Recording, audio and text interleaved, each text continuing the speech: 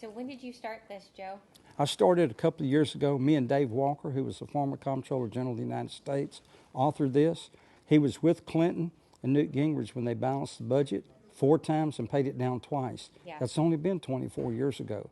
So it's not that far in the rearview mirror that we did that. And we need, now Ross Perot came out of his comfort zone and ran for president, kind of woke him up Yeah. about the debt. And he came back and ran again 4 years later. It's amazing how independents can do that. Yes. They kind of just snap the other parties into Yeah, shape. yeah, he did, and got almost Yeah. 19% of the vote. Yeah. So that showed you America was ready for a change. Yeah. But at least what it done, it woke the parties up. They worked bipartisan together, balanced it 4 times, and paid it down twice. It was $4 trillion. It'll be 36 next month. That's 9 times. We were really going in the wrong direction. Well, we have bad actors in our government. It's very obvious.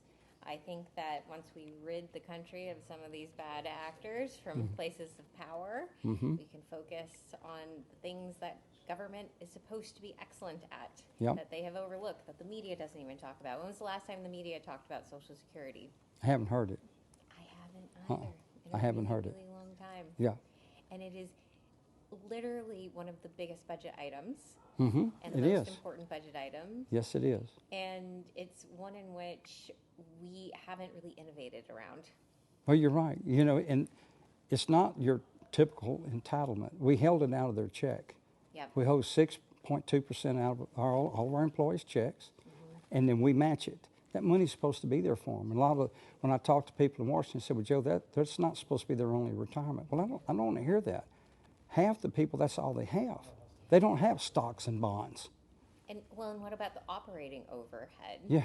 That's where I spend a lot of my time, is thinking about how to use technology so that the money gets to the people, not the intermediaries, Yeah. not the bureaucrats.